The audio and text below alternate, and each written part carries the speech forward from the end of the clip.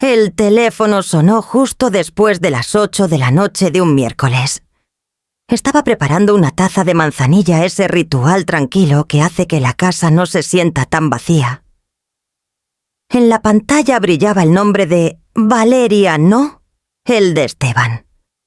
Mi hijo casi nunca me llamaba ya, y cuando lo hacía, era algo rápido, atrapado entre reuniones, o suavizado por la presencia de su esposa.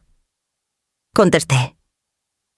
«Buenas noches, Clara», comenzó Valeria alargando el saludo como si fuera un chiste privado. «Quería avisarte sobre el viernes.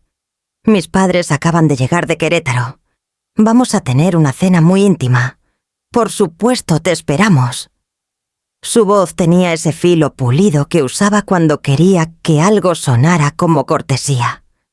Escuché en silencio hasta que insistió. «¿Estás ahí?» «Sí», respondí. «Viernes. A las 7:30 en punto. En nuestra casa en Polanco. Será formal. Mis padres son muy tradicionales, ya sabes, las apariencias importan. Sé que harás tu mejor esfuerzo». No era una invitación. Era una orden. Dejé que sus palabras flotaran en el silencio entre nosotras. «¿Y Esteban?», pregunté al fin. «Oh, está hasta el cuello de trabajo. Me pidió que llamara por él. Sabes cómo olvida los detalles cuando está estresado». Casi me reí. Esteban podía olvidar cumpleaños o citas, pero nunca se olvidaba de llamarme él mismo, a menos que alguien lo convenciera de que no era necesario.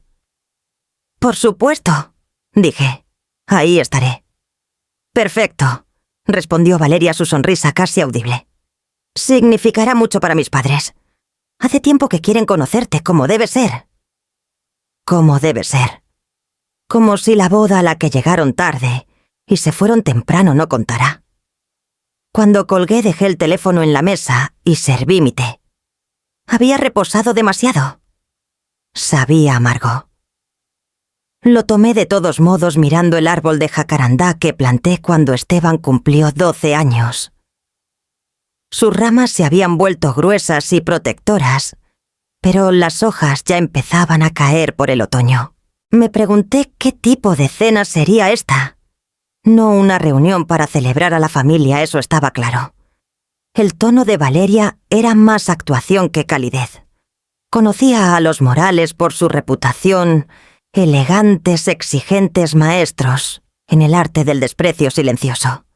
Valeria una vez presumió que su madre podía desarmar la confianza de alguien con solo alzar una ceja. Apagué la luz de la cocina y dejé que la casa se sumiera en sombras. Los pisos viejos crujieron mientras caminaba al comedor. En la repisa una foto de Esteban a los 6 años me sonreía mejillas sucias del campo de béisbol, ojos abiertos y sin reservas. Toqué el marco con suavidad. Fuera lo que me esperaba en esa mesa, lo soportaría por él. Seguía siendo mi hijo el niño al que le leía cuentos en español y quesaches inglés, mucho antes de que Valeria entrara en su vida. Subí con el té amargo y lo dejé en la mesita de noche, sabiendo que no dormiría fácil. La llamada seguía resonando, no en sonidos, sino en peso. Y en la oscuridad pensé en cómo algunas invitaciones llegan ya afiladas como cuchillos y cómo el silencio a veces esconde la hoja más cortante. Por la mañana recordaría por qué había escondido tanto de mi pasado y por qué el tiempo de seguir escondiéndolo estaba por terminar. La mañana después de la llamada de Valeria, me levanté temprano aunque apenas había dormido. La cocina olía a café y débilmente a la manzanilla de anoche, un amargor que aún flotaba en el aire. Molí los granos despacio dejando que el ritmo me calmara. Mi mente viajó hacia atrás como siempre lo hacía cuando me sentía acorralada, a los años que nadie en esta ciudad parecía saber que alguna vez fueron míos. Tenía 23 años cuando pisé la Ciudad de México por primera vez. Mi español entonces era torpe, cosido con clases universitarias y cintas de casete. Cuando me fui 5 años después, fluía de mi lengua como agua. No fui como turista, sino como esposa joven, siguiendo a un esposo cuyo trabajo en arquitectura prometía aventura. Me dio más que eso una ciudad que me enseñó a pararme firme un idioma que podía cortar o encantar según cómo lo usara. Mientras él diseñaba fachadas, yo construí algo más callado, pero igual de real. Una pequeña oficina de consultoría, ayudando a empresas estadounidenses a encontrar su lugar en México. Empecé traduciendo documentos y negociando contratos, pero pronto estaba viajando entre Guadalajara y Monterrey, hablando por hombres que me subestimaban, hasta que aprendían que podía desmantelar un acuerdo cláusula por cláusula. Amaba esa sensación de independencia, la elegancia de los contratos escritos en 2 idiomas. Cuando nació Esteban imaginé criarlo bilingüe, dejándolo perseguir palomas en el Parque México, enseñándole que el mundo era más grande que un solo barrio. Por un tiempo pareció posible. Luego la vida cambió. Mi esposo enfermó sus pulmones debilitados por años de malos hábitos y el smog de la ciudad. Regresamos a Puebla para su tratamiento pensando que sería temporal. Nunca volvió. Cerré la oficina, vendí mi parte a un colega y puse todo en mantener unida a nuestra pequeña familia. Esteban tenía solo 8 años. Necesitaba estabilidad más que historias de salas de juntas en Guadalajara. Me dije que enterrar el pasado era protegerlo, aunque a veces me preguntaba si también había enterrado partes de mí misma. Esteban creció brillante y ambicioso. Fue a la universidad, encontró trabajo, se casó con Valeria. Y nunca le conté cuán fluido era mi español, el idioma que su esposa esparcía en las conversaciones, como si fueran perlas que solo ella podía permitirse. Para él yo era simplemente mamá confiable y común. Los años en la Ciudad de México se convirtieron en mi secreto guardado, como cartas en un cajón. Ahora de pie en mi cocina en Puebla décadas después, entendí la ironía. Creían que no los entendía. Valeria y sus padres hablaban libremente en español en cenas y reuniones, asumiendo que no captaba más que 1 o 2 palabras. Esteban nunca lo cuestionó. Y yo lo permití no por debilidad, sino por costumbre. El silencio se vuelve cómodo cuando lo practicas lo suficiente. Pero la llamada de Valeria había despertado algo que dejé dormido. Su tono tan cuidadoso, tan mandón, me recordaban a los hombres en esas oficinas de la Ciudad de México, que pensaban que podían hablar por encima de una mujer joven. Pasé años demostrándoles que estaban equivocados. Tal vez lo haría de nuevo. Llevé mi café a la mesa y saqué un cuaderno viejo del cajón. Sus páginas olían ligeramente a polvo y tinta, el tipo de aroma que la memoria adora. Escribí una sola línea en español como probando si mi mano aún recordaba: nunca subestimes a una mujer silenciosa. Las palabras se veían firmes en la página, y yo me sentía más firme por haberlas escrito. Cerré el cuaderno, lo guardé de nuevo en el cajón y miré el árbol de jacarandá por la ventana. Sus ramas ya alcanzaban más alto que el tejado y pensé en la cena del viernes que me esperaba. El pasado que había escondido tan cuidadosamente ya no era un peso, se estaba convirtiendo en un arma, y por primera vez en años estaba lista para levantarla. El viernes llegó con un cielo gris plomizo y un aire quieto que parecía esperar algo. Me tomé más tiempo de lo usual para vestirme eligiendo un vestido azul marino que caía limpiamente hasta las rodillas, un collar de perlas que mi esposo me regaló una vez y un pañuelo de seda bien acomodado en el cuello. Formal, pero sin disculpas. Mientras conducía por las calles tranquilas de Polanco, noté cómo cada casa parecía competir con la vecina. Jardines impecables, rejas de hierro, ventanas, con una calidez cuidadosamente curada. Los Morales se sentirían como en casa aquí. Estacioné en la acera frente a la casa de Esteban y Valeria, una construcción color crema con setos simétricos. Mi reflejo en la puerta de cristal parecía compuesto, aunque por dentro mi estómago se retorcía. La puerta se abrió antes de que tocara el timbre. «Mamá», dijo Esteban con su sonrisa familiar, abrazándome rápido. Lucía elegante en un traje gris, el cabello peinado con más cuidado de lo usual. «Te ves increíble». «Gracias, cariño», respondí, dejando que mi mano se quedara un momento más en su hombro. Adentro la casa relucía. Pisos de madera pulida, candelabros de plata, en la consola, todo dispuesto como para una revista. Valeria salió del comedor, sus padres justo detrás. «Clara», dijo con suavidad, su acento más marcado esa noche. «¿Ya llegaste? Permíteme presentarte a mis padres, Mauricio y Elena Morales». Mauricio extendió la mano. Alto cabello plateado peinado hacia Sarla atrás. Su sonrisa tenía la gracia de quien la ha practicado frente al espejo. «Encantado, señora», dijo. Los ojos de Elena recorrieron desde mi pañuelo hasta mis zapatos antes de sonreír. «Qué gusto conocerte como debe ser», añadió su acento envolviendo cada palabra. Intercambiamos cortesías en español. Esteban radiante por la formalidad, orgulloso de ver a su familia mezclarse con la de ellos.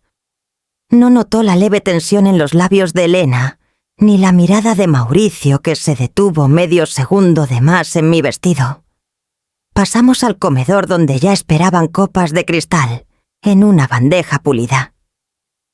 Valeria sirvió un tinto de Valle de Guadalupe con un ademán, mirando a su padre en busca de aprobación. Levanté mi copa inhalando las notas familiares y tomé un sorbo cuidadoso. «Excelente, por supuesto. Los tintos de Valle casi siempre lo son». Mauricio alzó una ceja, quizás sorprendido de que lo notara. Nos sentamos, la conversación fluyó cortésmente en español. Al principio el clima, los vuelos, impresiones de Puebla. Luego, como un cambio de corriente, sus voces se deslizaron al español más íntimo, lo bastante bajo como para pensar que era privado. «Sims muy de pueblo», murmuró Elena con los ojos fijos en su copa. Mauricio soltó una risita. «Como si viniera de un rancho, pasada de moda». Valeria curvó los labios en esa sonrisita que había visto tantas veces, la que Esteban siempre confundía con encanto. «Hace lo que puede», dijo con ligereza. La risa fue suave, contenida, pero cortó como navaja sobre la mesa. Mantuve mi expresión neutral tomando mi vino, observando a Esteban sonreír a los padres de su esposa, como si hubiera ganado un premio. No escuchó las palabras. Nunca lo hacía. Siguieron su español suave como seda, burlándose de mi pañuelo, mi edad, incluso de cómo me sentaba. «No pertenece aquí». Las palabras llegaron, pero las dejé pasar archivadas en silencio. Mis años en la Ciudad de México me habían enseñado muchas cosas: negociar un contrato, leer un ambiente y convertir el silencio en armadura. Esteban levantó su copa. «Por la familia», dijo orgulloso, ajeno a las grietas que se formaban bajo la superficie pulida. Los padres de Valeria alzaron las suyas con sonrisas corteses. Toqué el borde de la mía con suavidad, aunque mi corazón latía con otro brindis. Llamaron a la comida. Nos movimos al comedor donde la plata y el cristal brillaban bajo la lámpara. Seguí mi rostro sereno, mi cuaderno ya formándose en mi mente. Cada palabra en español sería recordada, cada desaire escrito con tanto cuidado como cualquier contrato. Acomodé el pañuelo en mi cuello y tomé asiento. Esteban, radiante por ser el anfitrión sin saber que los padres de su esposa ya habían intentado reducirme a polvo. Mantuve mi silencio dejándolos creer que era derrota. No sabían que el silencio era solo el primer paso. Cuando llegué a casa esa noche, la casa me recibió con su silencio familiar. Me quité los zapatos junto a la puerta, dejé el pañuelo en el brazo de una silla y me quedé quieta un momento, dejando que el silencio lavara el zumbido del comedor pulido de Valeria. El sabor del tinto aún permanecía en mi lengua, aunque ya no era vino sino ceniza. Fui al escritorio en mi estudio, uno que ahora solo usaba para facturas o tarjetas de cumpleaños. Abrí el cajón y saqué un cuaderno nuevo con el lomo tieso por el desuso. Por un largo momento solo miré la página en blanco. La tentación era cerrarlo, dejar que la noche se diluyera en la memoria como tantas veces antes. Pero algo en mí se resistió. Destapé una pluma y comencé a escribir. Primero en español, luego de nuevo en español, cada insulto registrado con precisión. De pueblo, pasada de moda. No pertenece aquí. Presioné más fuerte de lo que pretendía, la tinta dejó surcos en el papel. Se sentía menos como tomar notas y más como llevar un libro de cuentas. Cada línea era un débito contra mi dignidad. Y mientras escribía, el amargor que pesaba en mi pecho comenzó a cambiar, a tomar forma. El balance llegará después, me dije. Siempre después. Pasé la página y continué recordando incluso los desaires más pequeños, la mirada rápida de Elena el tic en la boca de Mauricio. No eran simples ofensas, eran entradas en un libro mayor, y yo sabía que los libros mayores siempre podían equilibrarse. Cuando escribí la última palabra, dejé la pluma y miré la página. La tinta parecía afilada bajo la luz de la lámpara como cicatrices grabadas en el papel. Mi mano se aquietó, pero mi mente siguió adelante. En la Ciudad de México aprendí que la respuesta más poderosa no eran gritos ni vidrios rotos. Era paciencia, cálculo y timing. Cerré el cuaderno con cuidado y lo dejé sobre el escritorio, donde pudiera verlo. El acto de escribir me había estabilizado. Mi humillación ya no se sentía cruda.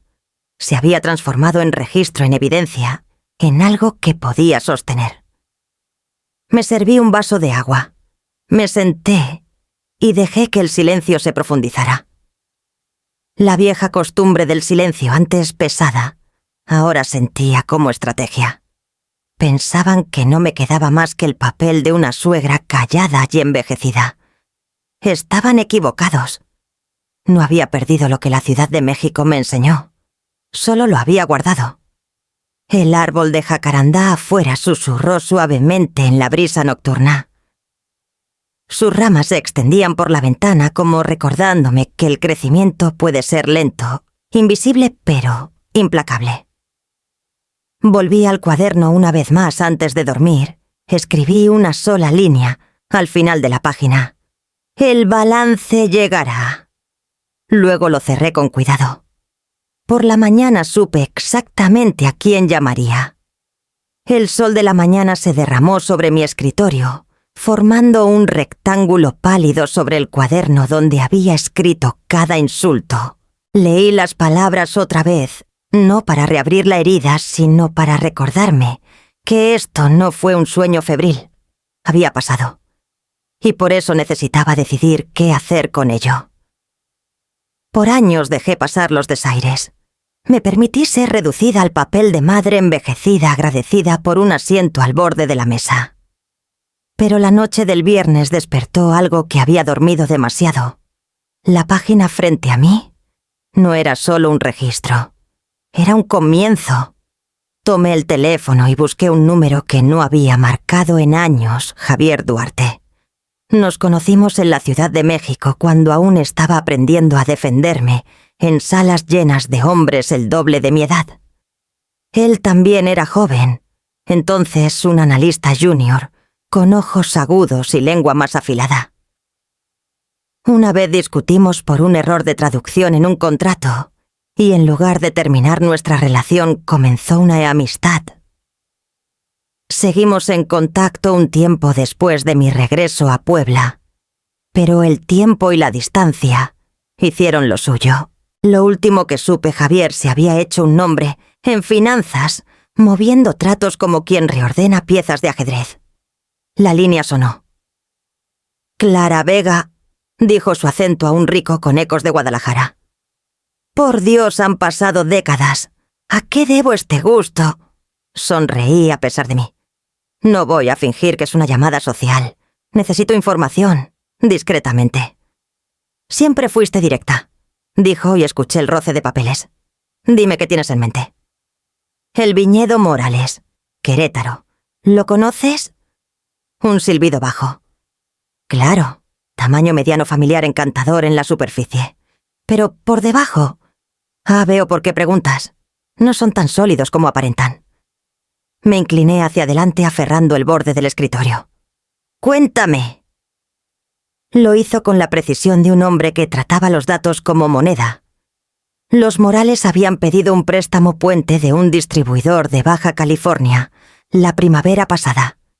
El pagaré era convertible a capital si no se cumplían ciertas condiciones. Entre inversionistas se rumoraba que el viñedo se había sobreextendido expansión equipo nuevo, de embotellado cumplimiento, con estándares de importación estadounidenses. Ambicioso y con poco respaldo. ¿Están en problemas? Pregunté. ¿Problemas? Javier rió. Aún no, pero pronto. Hay un requerimiento de capital en unas semanas. Si no lo cumplen, y dudo que puedan, el pagaré se convierte. La propiedad cambia. Quien tenga el pagaré controla el viñedo. Una pausa se extendió entre nosotros lo bastante larga para escuchar el latido de mi corazón. ¿Y ese pagaré? Pregunté. ¿Está disponible? Todo está disponible, querida, dijo. El distribuidor está nervioso. Vendería solo para respirar tranquilo. Con la empresa correcta, las manos correctas, el viñedo podría ser tuyo. ¿Ser mío? Las palabras encendieron algo en mí como una chispa en yesca seca. Por un momento vi de nuevo el comedor iluminado por velas donde Elena murmuró. No pertenece aquí. Pensé en la sonrisa curvada de Valeria. Y sentí el peso del cuaderno en mi escritorio, cada insulto esperando ser equilibrado. ¿Puedes arreglarlo? Pregunté. Javier no dudó. Claro, necesitaré un nombre para la entidad. Algo limpio, mexicano, sin vínculos contigo. Miré por la ventana al árbol de jacarandá, sus ramas firmes contra el cielo. Sierra Verde Holdings, dije. Regístralo en Chihuahua. Usa un agente registrado. Nada debe llevar hasta mí hasta que yo lo decida. Javier dio un murmullo de satisfacción. La Clara que recuerdo. Calculadora, calma, peligrosa cuando la acorralan. Prepararé los documentos. Terminamos la llamada y me quedé inmóvil mucho tiempo, el teléfono pesado en mi mano. Habían reído pensando que era impotente, irrelevante, invisible. Pero la invisibilidad es un manto poderoso si sabes cuándo quitártelo. Acerqué el cuaderno y abrí una página nueva. En la parte superior escribí 2 palabras, Sierra Verde. Debajo en letra pulcra añadí otra balancé. Cuando dejé la pluma, supe que el silencio había cumplido su propósito. El siguiente movimiento no sería silencio en absoluto. La semana siguiente transcurrió con un ritmo extraño como el silencio antes de una tormenta. Los mensajes de Javier llegaban cada mañana, instrucciones precisas, documentos para firmar cuentas para abrir. Me moví con deliberación cada firma un paso más lejos de la mujer que creían conocer. Sierra Verde Holdings nació en papel en Chihuahua. Un nombre sin historia, una cáscara diseñada para llevar peso sin dejar rastro. Transferí los primeros fondos desde una cuenta en Puebla, mi mano firme, al autorizar la operación. Durante años solo había firmado tarjetas de cumpleaños, cheques para servicios, alguna donación para la biblioteca. Ahora firmaba por algo mucho mayor, y la tinta se sentía diferente. Javier llamó cuando todo estuvo registrado. «La entidad está limpia», dijo. Nadie la conectará contigo. Ahora sobre las apariencias. ¿Quieres seguir invisible o prefieres una máscara? Una máscara, respondí sin dudar. La invisibilidad tiene sus usos, pero una máscara tiene poder. Entonces necesitas un nombre, dijo. Pensé en mis años en la Ciudad de México, en la joven que hablaba español de juntas, sin inmutarse. Ella se había ido, pero su sombra permanecía. Ana Lilia, dije finalmente. Suena bastante común, pero es mío. La risa de Javier calentó la línea. Ana Lilia Socia en Sierra Verde. Empezaré a redactar correspondencia con ese nombre. Tras la llamada me senté en mi escritorio y escribí el nombre en una hoja en blanco. Ana Lilia. Las letras parecían firmes, decididas. Una mujer que no sería pasada por alto, que no sería descartada. Probé el sonido en voz alta, mi voz firme en la habitación vacía. Ana Lilia no era una viuda esperando la atención de su hijo, ni una madre tolerada en la mesa. Era una figura que firmaba contratos, que escribía cartas en papel grueso, que podía sentarse frente a Mauricio y Elena Morales sin pestañear. Con cada repetición la máscara se asentaba más firme, no para esconderme, sino para revelar la parte que había mantenido oculta.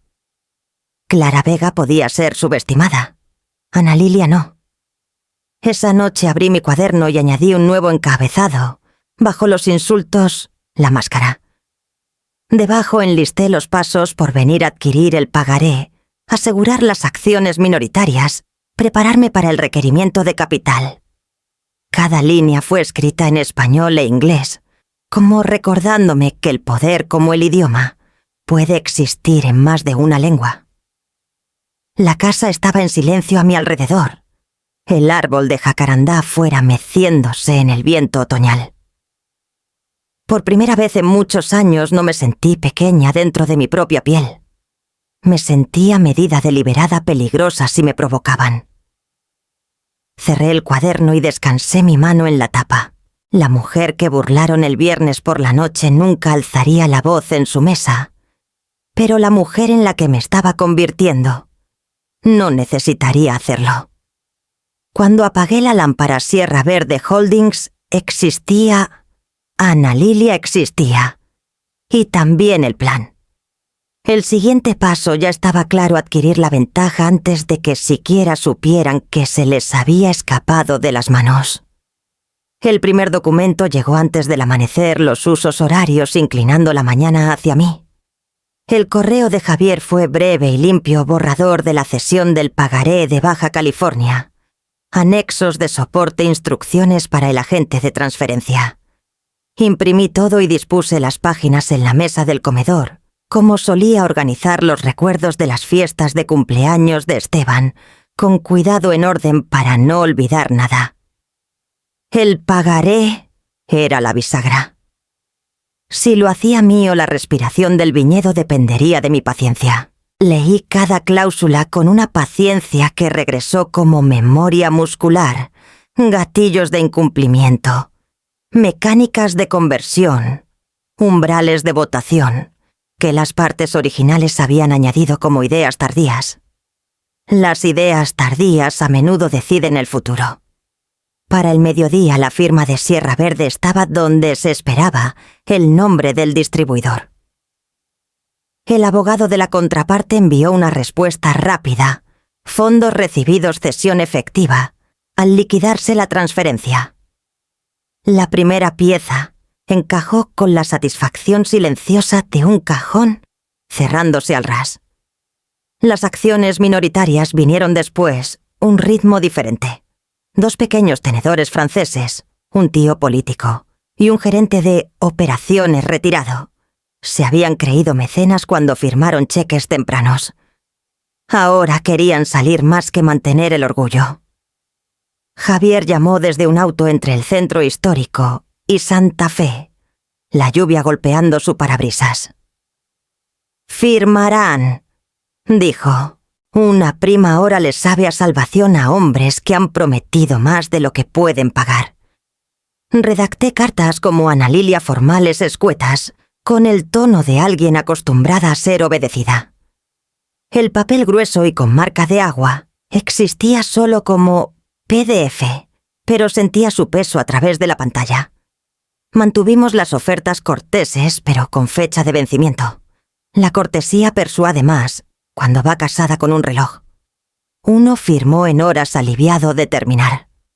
El otro resistió lo suficiente para fingir que no esperaba una salida. Luego la tomó con gratitud disfrazada de reticencia. Mientras los documentos cruzaban océanos, mis días se redujeron a actos medidos. Autorizaba transferencias, confirmaba códigos de recepción, programaba una notaria remota que se disculpó por la diferencia horaria y luego otra vez cuando su perro ladró de fondo. Sonreí y le dije que no había problema. La vida siempre es más ruidosa que el papeleo. Dijo que le gustaba mi nombre. Le dije que los nombres son herramientas. El correcto encaja en la mano. Por las noches regresaba al cuaderno y añadía nuevas líneas, ya no insultos, sino contrapesos. Pagaré adquirido. Primera transferencia minoritaria registrada. Segunda transferencia pendiente. Las escribí en español inglés, como me había prometido viendo el balance inclinarse hacia mí, con cada trazo de tinta. El silencio a mi alrededor sentía menos como ausencia y más como concentración. Luego llegó el requerimiento de capital notificación formal, lenguaje optimista sobre números ansiosos. Los Morales planeaban una expansión, tanques adicionales, embotellado mejorado.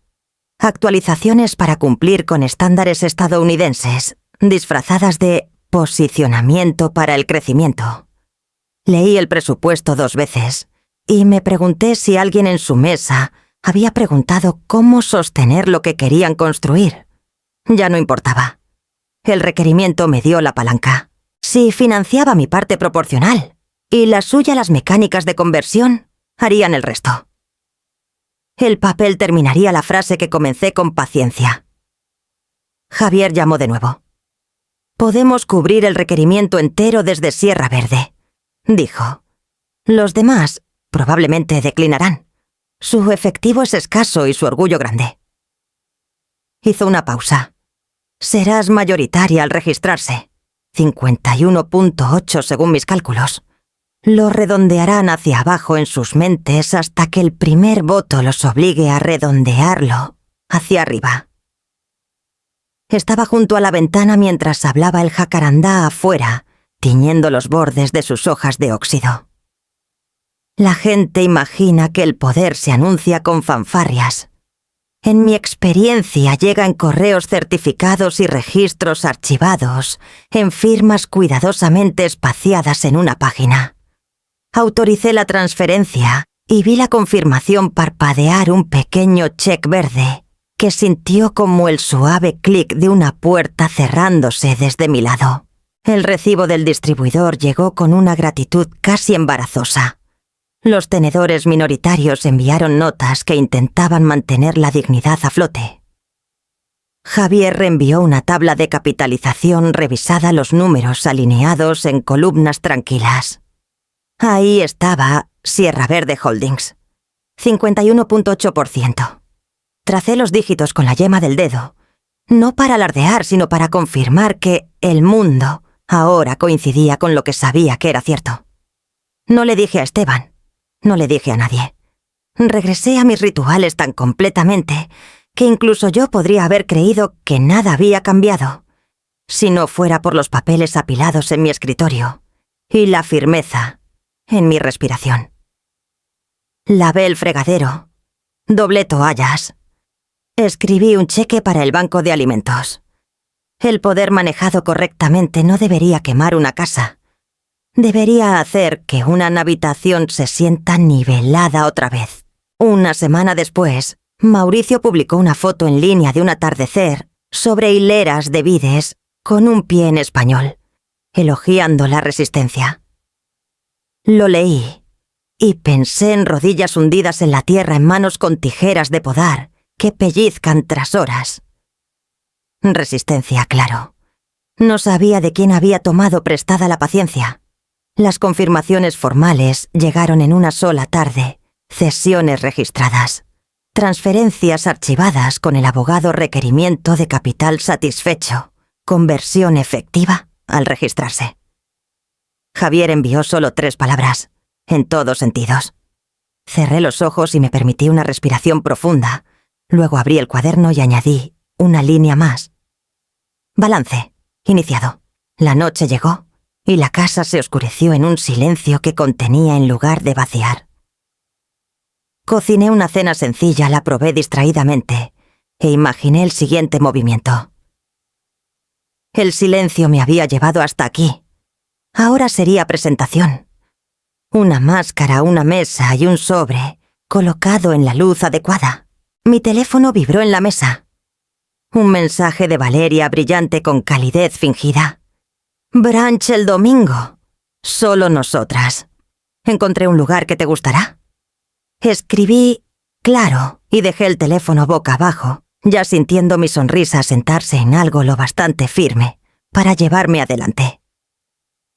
El café que Valeria eligió tenía paredes pintadas de amarillo pálido, la luz del sol entrando por las amplias ventanas, como si el mundo conspirara para que la mañana pareciera suave. Me saludó en la puerta con un beso en ambas mejillas, su perfume lo bastante fuerte como para picar. «Por aquí, Clara», dijo alegremente guiándome a una mesa en la esquina donde los cubiertos brillaban como joyas. «Hacen los croissants más divinos, casi como en casa». «¡Casa!». Se refería a Querétaro, por supuesto, no a Puebla.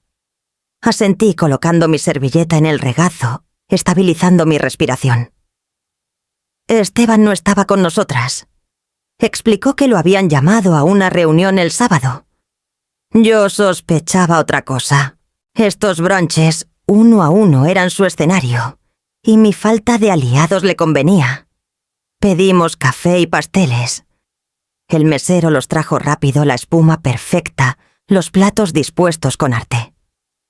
Valeria se inclinó hacia adelante, su sonrisa ensanchándose como si no pudiera contener su deleite. «Déjame decirte», comenzó bajando la voz como en confidencia.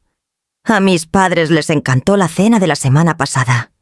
Dijeron que fue tan encantador que hicieras el esfuerzo». Incliné la cabeza. «Me alegra».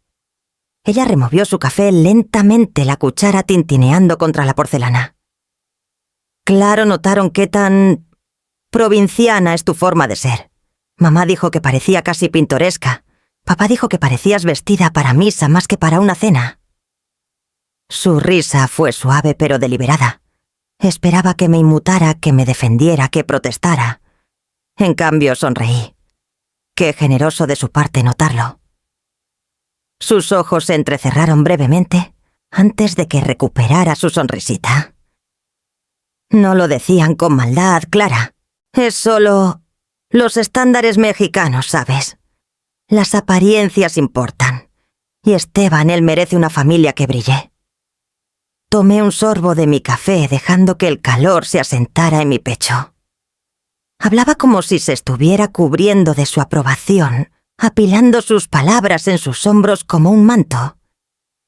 No tenía idea de que mientras ella exhibía su condescendencia, yo tenía en mi escritorio los papeles que me hacían su socia mayoritaria. Asentí de nuevo tranquila. Esteban siempre ha brillado para mí. Su sonrisita titubeó en el borde, un parpadeo tan rápido que la mayoría lo pasaría por alto. Siguió adelante. «Debe ser difícil para ti estar entre gente con tanta refinación. Pero no te preocupes. Saben que haces lo que puedes. Y estoy segura de que con el tiempo aprenderán a pasar por alto las pequeñas cosas». Partí mi croissant sus capas, desmoronándose limpiamente en el plato. «Debe ser reconfortante», dije con ligereza. «Saber que pueden pasar por alto lo que menos importa». Su risa se trabó. Luego levantó su taza para ocultarlo. «Sí, exacto. Eso es». Dejé que el silencio se alargara dejándola llenarlo con su propio ruido. Continuó hablando sobre sus planes de expansión, cómo el viñedo se preparaba para entrar de lleno al mercado estadounidense, lo emocionante que era estar ligado a tal legado. Hablaba de capital y cumplimiento, como si los entendiera, como si repetir las frases de su padre las hiciera suyas. Escuché sonriendo como si cada palabra fuera una anécdota inofensiva. En verdad memorizaba cada frase, cada suposición, como solía hacerlo en la Ciudad de México cuando los hombres subestimaban mi fluidez. Los pasteles desaparecieron, el café se enfrió, y aún su sonrisa persistía ensayada y reluciente. Pensó que había ganado algo en esos momentos, que me había empujado a una aceptación silenciosa. Pagué la cuenta antes de que pudiera alcanzarla. Una mañana encantadora, Valeria. Gracias por invitarme. Sus ojos se abrieron solo un poco ante el gesto. Le gustaba ser la magnánima. Al levantarme para irme, le di una sonrisa tan firme como cristal. No sabría, hasta mucho después, cuán frágil había sido la suya todo el tiempo. Esa tarde de vuelta en casa abrí el cuaderno y deslicé un sobre entre sus páginas. Los documentos estaban listos esperando solo la mesa adecuada y el silencio correcto para ser colocados. El mensajero llegó justo antes del mediodía, un paquete delgado bajo el brazo. Me pidió que firmara y lo hice mi nombre, fluyendo en la libreta con una firmeza que no había sentido en años. Cuando la puerta se cerró tras él, llevé el sobre al escritorio y lo abrí con el mismo cuidado con que solía abrir los resultados de exámenes, sabiendo que el contenido cambiaría algo permanente. Adentro estaban las últimas firmas. El segundo tenedor minoritario había cedido como Javier predijo, y ahora cada línea de propiedad apuntaba a donde yo quería. El viñedo, con todo su orgullo y pedigrí, ahora pertenecía silenciosa y legalmente a Sierra Verde Holdings. A mí. Extendí las páginas sobre el escritorio, alisando los pliegues con las palmas.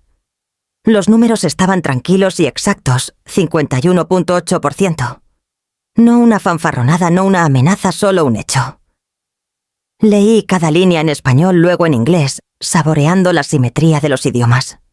Se sentía casi ceremonial, como si al repetir las palabras las atara más fuerte a la realidad. La casa estaba en silencio, salvo por el leve tic del reloj. Reuní las páginas, las deslicé en un sobre crema que había reservado para este momento y lo sellé. El acto era como un papel pegamento, una presión firme de la mano, pero cargaba un peso mucho mayor que la suma de sus partes. Escribí una sola palabra en el frente, balancé. La tinta se deslizó suave y sin prisa mi letra firme. Coloqué el sobre en el centro del escritorio, no escondido, sino esperando como una carta boca abajo en un juego que nadie más sabía que estaba jugando. Más tarde preparé té y me senté en la mesa de la cocina viendo el vapor ascender. Pensé en la sonrisa brillante de Valeria, en el brunch, en las miradas despectivas de sus padres, en el orgullo ciego de Esteban. Ninguno podía imaginar que la próxima vez que nos sentáramos juntos, el suelo bajo sus pies habría cambiado. Seguirían creyéndose anfitriones, imaginando que aún tenían el poder. Pero yo había vivido lo suficiente para entender que el poder rara vez se anuncia con ruido. Llega en silencio, en papel apilado, limpiamente en un sobre crema, en una mujer que sabe cuándo hablar y cuándo esperar. Terminé el té, lavé la taza y volví al escritorio. El sobre seguía donde lo dejé, pálido e inofensivo, cargando dentro la corrección de cada desaire escrito en mi libro mayor. El teléfono vibró en la mesa, otro mensaje de Valeria, esta vez sobre una cena que sus padres planeaban con un inversionista importante. Añadió una línea sobre cómo sería mejor que no asistiera esta vez para no alterar el tono. Sonreí lenta y silenciosamente y descansé mi mano en el sobre. Los papeles estaban listos. La máscara de Ana Lilia estaba lista. Solo faltaba colocarlos en la mesa correcta en el momento justo. La llamada llegó la noche siguiente. El número de Valeria iluminó la pantalla y antes de contestar, ya sabía el tono que usaría. «Buenas noches, Clara», comenzó miel envuelta en acero. «Quería hablarte sobre la próxima semana. Mis padres organizan una cena muy formal. Algo serio de verdad. Habrá un inversionista estadounidense y el ambiente debe ser preciso. Pensamos que tal vez sería mejor si no vinieras esta vez». Dejé que el silencio se alargara lo suficiente para que su confianza titubeara. Luego dije, «¿Esteban sabe de esta cena?» Dudó solo un respiro, pero suficiente. «Claro que sí. Está de acuerdo en que podría ser delicado. Los inversionistas son particulares, ¿entiendes?» Sus palabras giraban como perfume lo bastante dulces para disfrazar el aguijón. Cerré los ojos y vi el sobre crema en mi escritorio sellado y esperando. «Valeria», dije suavemente, «agradezco tu preocupación, pero estaré ahí». La pausa que siguió me dijo que no esperaba eso. «No es que no te valoremos», se apresuró. «Solo queremos evitar incomodidades». Colgué y sentí el familiar latir de mi corazón, no de miedo, sino de la anticipación de una mujer que ya no estaba dispuesta a pedir permiso. Más tarde esa noche Esteban llamó. Su voz era cuidadosa como quien intenta equilibrarse sobre hielo. «Mamá», dijo, «sobre la cena de la próxima semana. Tal vez sería más sencillo si no vinieras. Los inversionistas son particulares». «Sé lo que ella te dijo», respondí. «Y sé por qué. Pero voy a ir, Esteban». Se quedó en silencio un instante de más. «No se trata de excluirte. Es solo que Valeria piensa... Valeria siempre piensa», interrumpí con suavidad. «Y tú siempre sigues. Pero esta vez no estoy pidiendo. Te lo estoy diciendo». Lo escuché exhalar largo y cansado. «¿Por qué importa tanto?» Casi le dije entonces sobre Sierra Verde, sobre Ana Lilia, sobre el sobre pesado con números que silenciarían cada sonrisita. Pero aún no era el momento. Tenía que entrar a esa sala creyendo que era simplemente su madre, la mujer que llamaban provinciana, la mujer que creían sin poder. Solo entonces vería la verdad claramente. «Importa porque las cenas familiares no son de ella para racionar», dije al fin. «Y porque yo pertenezco a tu mesa, Esteban. Siempre». Algo en mi voz debió resonar porque no discutió más. Solo dijo quedamente, «Está bien, mamá. Te veo ahí». Cuando la línea se cortó, me senté un largo rato en la mesa de la cocina, mirando la ventana oscura. Mi reflejo me devolvió la mirada mayor con líneas pero firme. Pensé en la sonrisa confiada de Valeria en el brunch, en cómo había blandido el desprecio de sus padres, como si fuera un arma. Pronto aprendería que las armas pueden volverse en contra. Me levanté, caminé al escritorio y levanté el sobre crema una vez más. Mis dedos trazaron el borde del sello. Los papeles dentro estaban en silencio, pero cargaban una gravedad que ninguna actuación de refinamiento podía contrarrestar. Cuando volví a colocar el sobre en el escritorio, supe que el escenario estaba listo. La sala que creían controlar no sería suya por mucho más tiempo. El restaurante había sido elegido con cuidado. Una sala privada, cortinas pesadas, protegiéndonos del bullicio del piso principal, y una larga mesa de caoba bajo una lámpara baja. El aire olía ligeramente a corcho de vino y madera pulida. Llegué temprano tomando asiento al fondo, donde podía ver la puerta.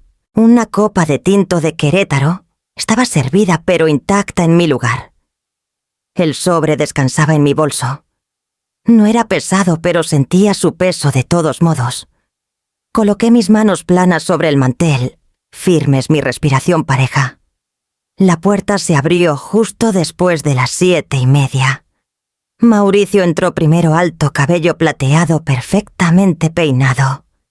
Elena a su lado, sus joyas susurrando riqueza. Valeria seguía su sonrisa ya en su lugar, afilada y ensayada.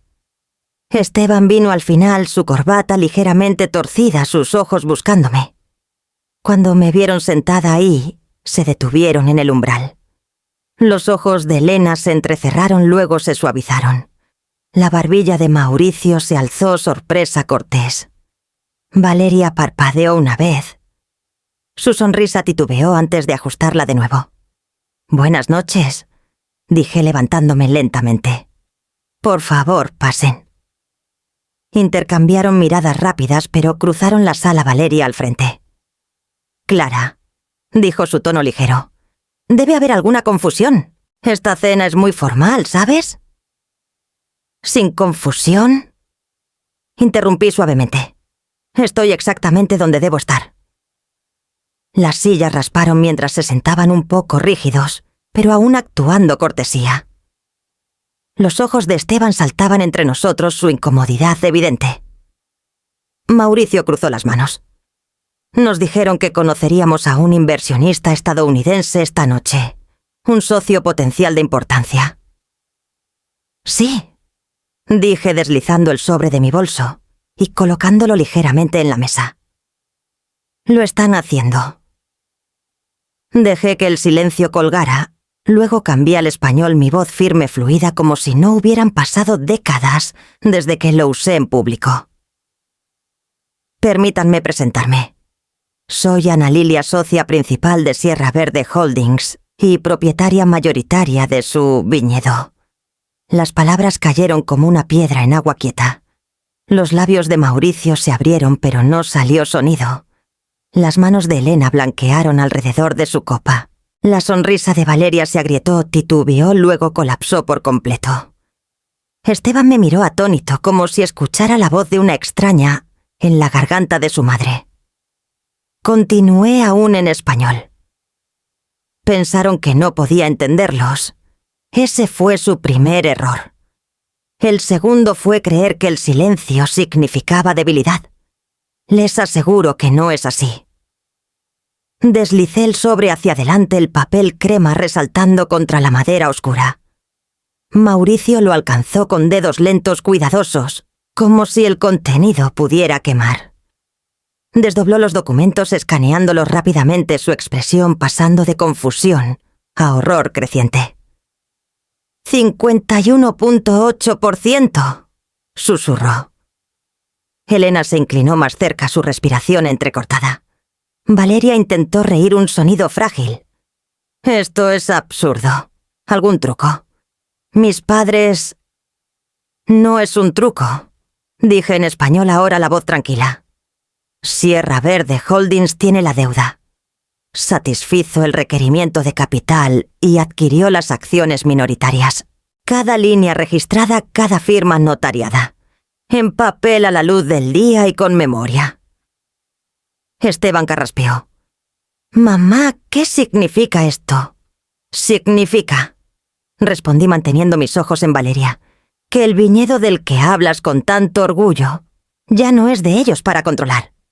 Y significa que las palabras dichas en español en tu mesa la semana pasada han encontrado su balance». El rostro de Valeria enrojeció. «Tú misma te humillaste, no a nosotros, fingiendo...» Me incliné ligeramente hacia adelante, bajando el tono. «Valeria, la actuación terminó. Exhibiste su desprecio como si fuera una corona. Ahora vivirás bajo el peso de lo que descartaste. Cada risa, cada sonrisita termina esta noche». La sala cayó en silencio. El único sonido fue el tintineo de Mauricio dejando los papeles, su mano temblando. Esteban me miró con algo entre asombro e incredulidad. «¿Hablas español?», dijo quedamente, como si apenas comenzara a armar la vida que había mantenido oculta. Le di un pequeño asentimiento. «Siempre lo he hecho». Por un largo rato nadie se movió. Elena miró la lámpara como buscando una realidad alterna. Mauricio presionó los labios calculando furiosamente, pero los números no ceden al orgullo. Valeria se quedó congelada, la sonrisa confiada que la había llevado tan lejos desvanecida. Finalmente levanté mi copa de vino, lo probé y la dejé de nuevo. «Esta noche comemos», dije simplemente. «Mañana trabajamos. Decidan quiénes quieren ser para la mañana». Llegaron los platos entonces traídos por meseros que no percibían la tormenta en la sala. El cristal tintineó suavemente al colocar los platos. Ninguno tocamos la comida. Miré a Esteban una vez más, su expresión atrapada entre preguntas y revelaciones. Necesitaría tiempo para entender, para reconciliar a la madre que creía conocer con la mujer que acababa de alterar la forma del imperio de sus suegros. El silencio que presionaba la mesa no era derrota, sino reconocimiento, el momento en que la risa muere y la verdad toma asiento. Guardé el sobre de nuevo en mi bolso, segura de que no lo necesitaría otra vez. Los números eran suficientes. Para cuando los platos se enfriaron, supe que la próxima conversación no sería sobre cortesías familiares, sino sobre consecuencias. No había planeado sacar el sobre de nuevo, pero el aire alrededor de la mesa lo exigía. Los meseros habían retirado los platos intactos, dejándonos solo con copas y silencio. El orgullo solo no podía llenar una sala tan pesada. Alcancé mi bolso, coloqué el sobre crema plano sobre el mantel y lo deslicé hacia Mauricio. Su mano dudó un momento antes de acercarlo, abriéndolo como si pudiera morder. Adentro estaban los papeles que Javier había preparado, la tabla de capitalización nueva, sellada, y firmadas sus columnas precisas e indiferentes. Los labios de Mauricio se movieron al leer, pero no salió palabra. Los números hablaban por sí mismos. Sierra Verde Holdings, 52%. Elena se inclinó más cerca, sus brazaletes tintineando, mientras aferraba el tallo de su copa. Valeria se quedó rígida, el color drenándose de su rostro como si cada dígito lo arrancara. Esteban se inclinó hacia adelante, la confusión grabada en su frente. Dejé que el silencio se alargara. Luego hablé en español, cada sílaba deliberada. Pensaron que no podía entenderlos. Ese fue su primer error. Las palabras cayeron más pesadas que los números. Los ojos de Esteban se abrieron. Su tenedor tintineó suavemente contra el plato. «¿Tú has hablado español todo este tiempo?» «Sí», dije con calma, volviendo al español para que cada palabra aterrizara donde debía. «Escuché cada insulto en esa mesa. Oí cada palabra que pensaron que no entendería. Y elegí no responder entonces. Pero aquí está mi respuesta ahora». Toqué la página suavemente con un dedo. 52%. Control mayoritario. No opinión. No pretensión. Hecho. Mauricio se movió en su silla, la mandíbula tensa, pero no discutió. Los números lo habían despojado de retórica. Valeria encontró su voz frágil y tensa. «Esto no es justo. Nos engañaste». Me volví hacia ella con calma. «La justicia, Valeria, no la decide quien ríe más fuerte en la cena. La justicia la decide el balance. Me burlaste pensando que el silencio era derrota. Los dejé creerlo lo suficiente para que se rebelaran. Y ahora el balance ha cambiado». Esteban sacudió la cabeza lentamente, su mano, aún cerca del papel, como si pudiera desvanecerse si mirabas a otro lado. «Mamá, ¿por qué nunca me lo dijiste? Sobre el español, sobre la Ciudad de México, sobre nada de esto. Porque no era el momento», dije. «Necesitabas una madre, no una competidora. Pero cuando te casaste con una familia que confundió la crueldad con sofisticación, también necesitabas ver que el silencio no significa rendición». Su rostro se suavizó, aún desconcertado, pero tocado por algo más, reconocimiento, tal vez, o el comienzo del respeto. Enfrente, Elena finalmente habló. «Así no se hacen los negocios». Su voz tembló ligeramente, aunque intentó envolverla en altivez. «Es exactamente como se hacen los negocios», respondí. «En papel a la luz del día con firmas y registros. La diferencia es que están acostumbrados a ganar con susurros, pero los susurros no alteran las matemáticas». Mauricio dobló los papeles con cuidado, aunque su mano temblaba. Los deslizó de vuelta hacia mí, pero el gesto era vacío. Lo sabía. Todos lo sabían. La sonrisa de Valeria había desaparecido por completo ahora. Miraba el mantel como si quisiera que le ofreciera una salida. La crueldad que alguna vez blandió con facilidad ya no tenía dónde esconderse. Guardé el sobre de nuevo en mi bolso y alisé el mantel frente a mí. «El viñedo no está arruinado», dije con calma. «Solo ha sido corregido. Pueden seguir siendo parte de él, si lo eligen, pero solo reconociendo lo que ahora es cierto». Nadie respondió. Incluso Esteban se quedó en silencio, aunque su mirada se detuvo en mí, buscando a la madre bajo la máscara de Ana Lilia. No me inmuté bajo ella. Necesitaría tiempo, pero el tiempo es lo que la verdad permite. El mesero regresó con vino fresco, colocando las copas suavemente frente a nosotros. Levanté la mía no como brindis, sino como puntuación. Los Morales alzaron las suyas mecánicamente. Valeria, solo después de un instante. Esteban, el último. Bebimos y el silencio que siguió no era incredulidad, sino rendición. Los números habían hecho lo que las palabras no podían. Dejé mi copa y me recosté el peso de la noche asentándose en certeza. El siguiente paso no sería sobre pruebas. Sería sobre consecuencias. Esteban me siguió al pasillo después de la cena, sus pasos desiguales, su rostro pálido bajo la luz baja. Por un momento pareció más joven, no el esposo con responsabilidades, ni el hombre dividido entre familias, sino el niño que alguna vez estuvo en nuestra cocina, preguntando por qué la gente era cruel sin razón. «Mamá», comenzó su voz áspera. «¿Qué pasó ahí dentro?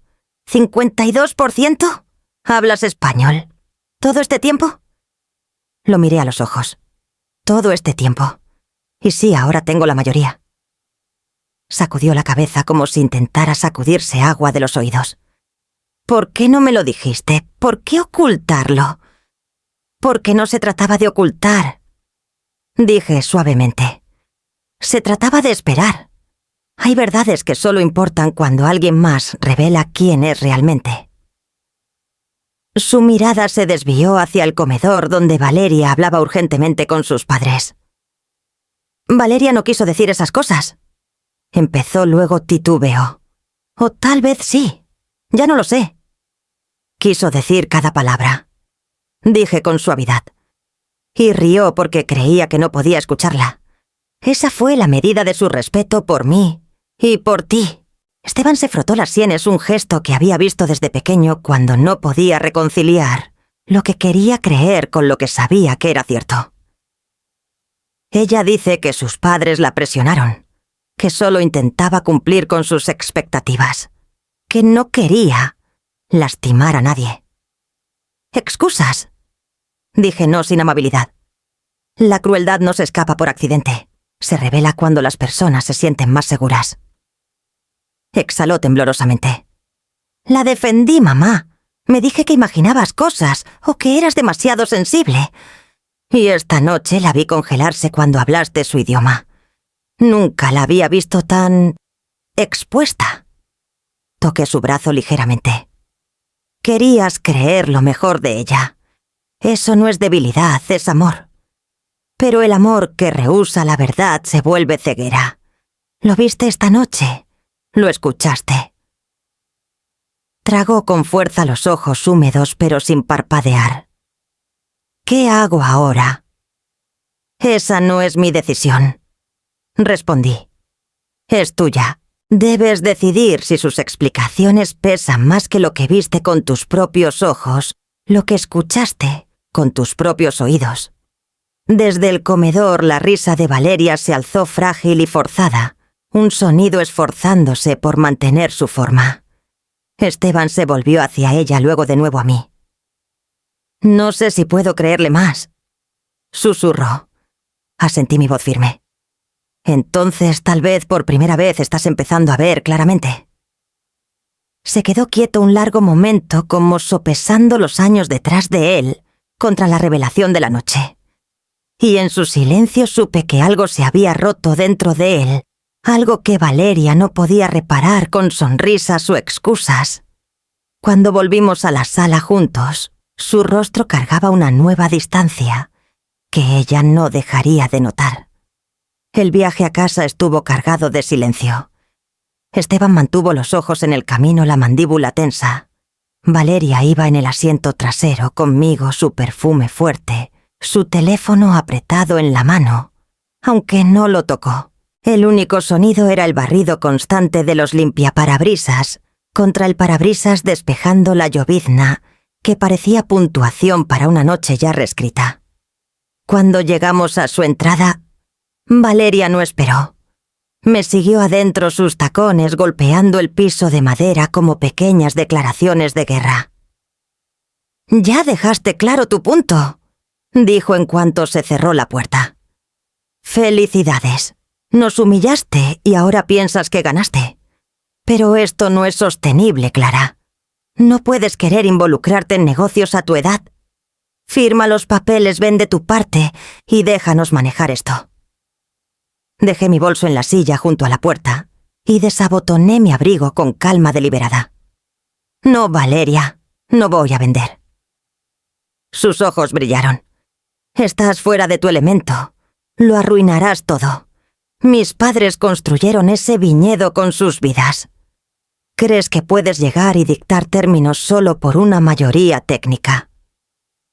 La enfrenté directamente, mi voz firme. «No pienso. Sé, 52%. No es una sugerencia. Es control.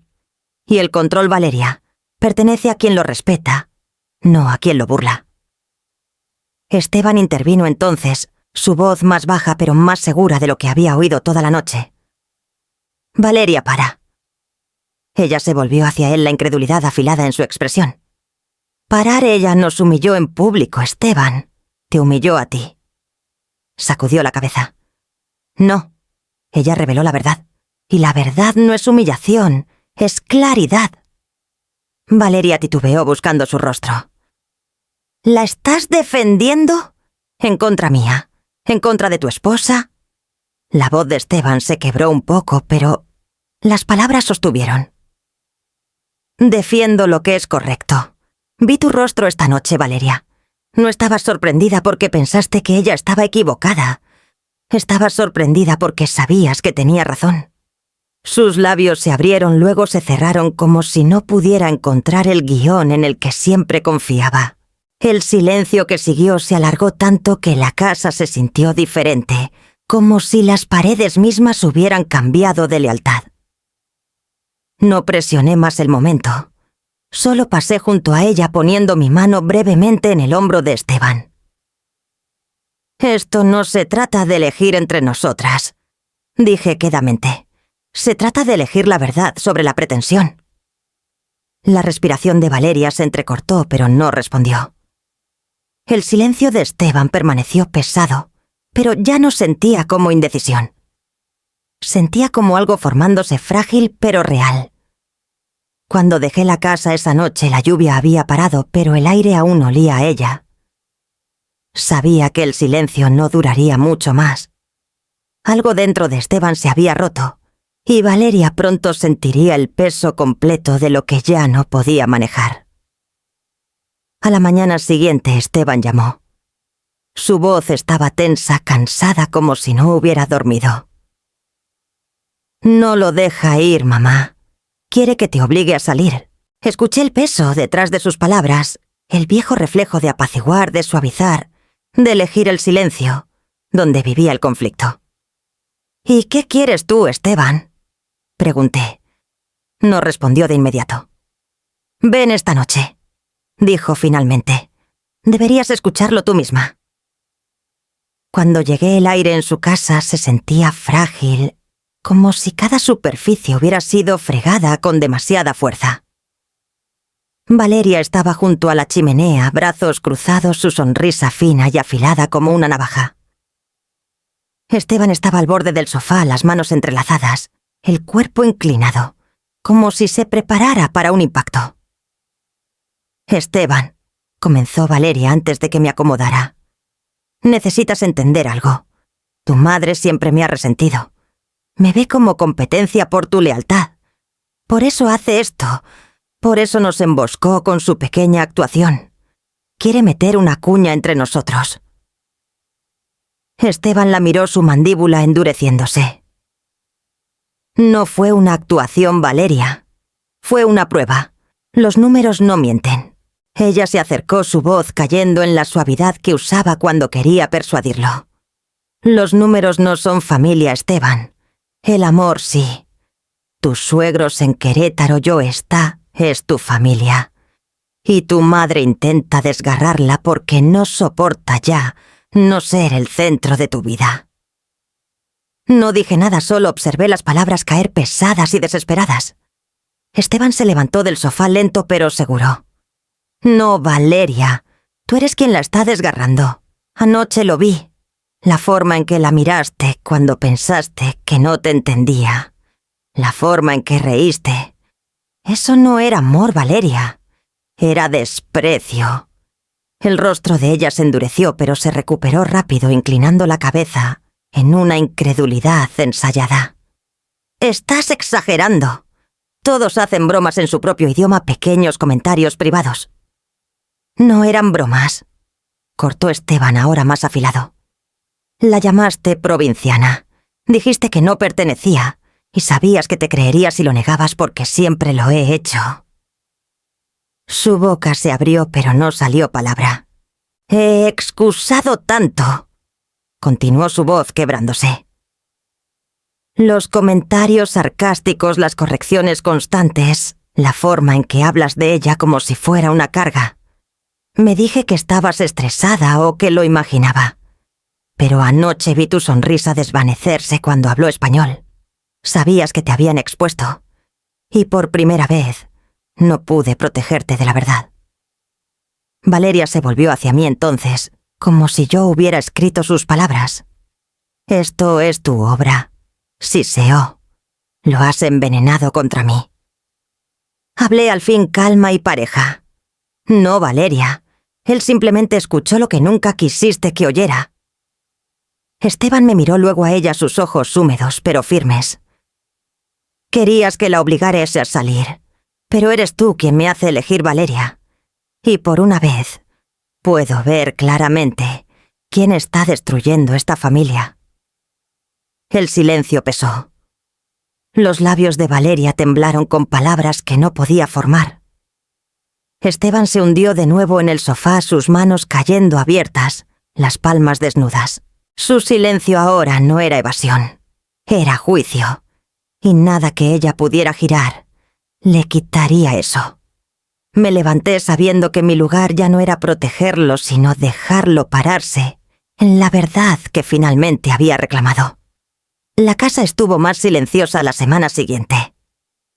Valeria pasaba más tiempo con sus padres que en casa, dejando a Esteban a la deriva en su propia sala. Vino a mí una noche, los ojos pesados, la voz baja.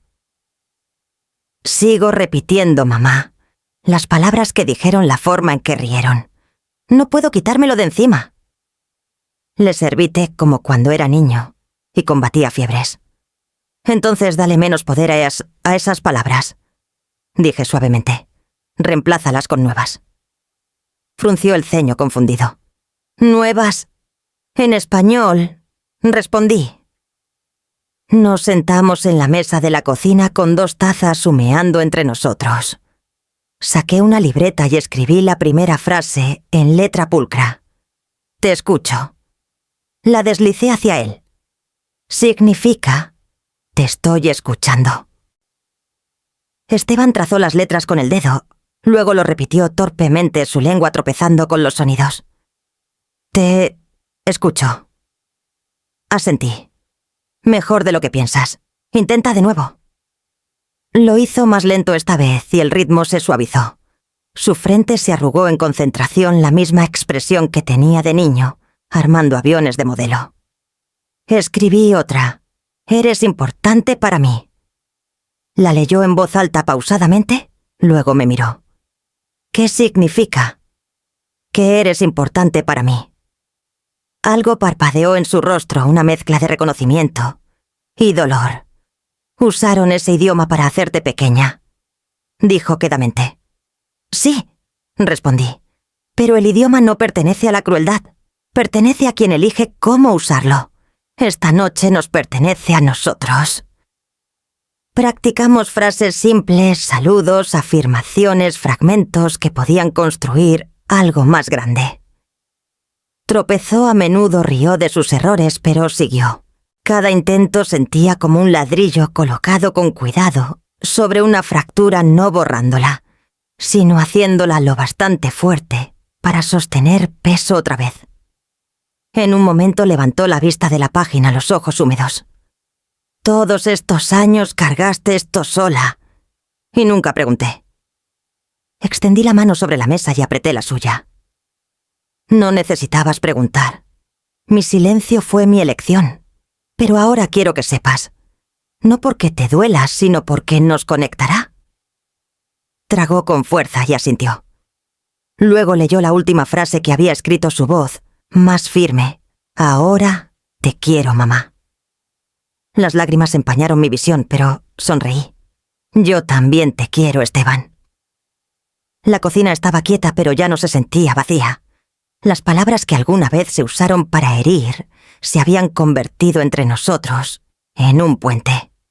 Y al cerrar el cuaderno supe que el próximo capítulo no sería sobre venganza, sino sobre reconstruir lo que la crueldad intentó tomar. El invierno dio paso a la primavera para cuando volví a poner la mesa. No en un comedor pulido con candelabros arriba, sino en mi modesta cocina donde el árbol de jacarandá rozaba la ventana y la luz caía suave sobre la madera gastada. Los platos eran disparejos, los cubiertos simples, pero todo se sentía honesto. Esteban llegó temprano trayendo una botella de vino. La dejó con una pequeña sonrisa. No es de Valle, dijo, pero pensé que podríamos empezar una nueva tradición. Serví una copa para cada uno y nos sentamos juntos mientras la comida terminaba en el horno. No había actuación en su postura ahora ni tensión en su mandíbula. Parecía más joven, más ligero, como si algo pesado finalmente se hubiera deslizado de sus hombros. Hablamos de cosas cotidianas, su trabajo, el jardín que quería plantar, un libro que estaba leyendo. Sin mención de requerimientos de capital, ni viñedos, sin mención de la ausencia de Valeria. Su nombre flotaba sin decirse entre nosotros, pero no como herida, más como una cicatriz que ya no dictaba la forma del día. Cuando la cena estuvo lista, llevamos los platillos a la mesa y nos sentamos lado a lado. Lo observé llenar su plato, respirar con facilidad en un espacio que alguna vez pareció demasiado pequeño para él. La primera cena, dije quedamente casi para mí, fue insulto. Me miró escuchando. Esta cena, continué poniendo pan en su plato, es verdad. La mano de Esteban cubrió la mía brevemente firme y cálida. Y esta vez, dijo suavemente, entiendo el lenguaje. Comimos despacio, saboreando más que solo la comida. La risa regresó sin forzarse, naciendo de lugares donde había estado enterrada. Por primera vez en mucho tiempo la mesa se sentía llena incluso en su simplicidad. Más tarde, mientras recogíamos los platos, miré alrededor de la habitación. Sin copas doradas, sin susurros en español detrás de servilletas dobladas. Solo un hijo y su madre hablándose en el lenguaje claro de la dignidad. Pensé en el camino que nos llevó aquí, el silencio confundido con debilidad, la crueldad confundida con fuerza, los números confundidos con control. Cada uno había sido corregido a su tiempo. y en su lugar quedó algo más callado, más firme, la verdad reconocida, la dignidad restaurada. Esteban se quedó en la puerta al irse, su sonrisa suave. «La próxima vez», dijo, «yo cocino». Cuando la puerta se cerró tras él, me quedé en la cocina silenciosa, los platos secándose en el escurridor, y no sentí ningún peso. La dignidad, me di cuenta, no necesitaba audiencia. Solo necesitaba regresar y tomar su lugar. Y en esta casa, al fin lo había hecho.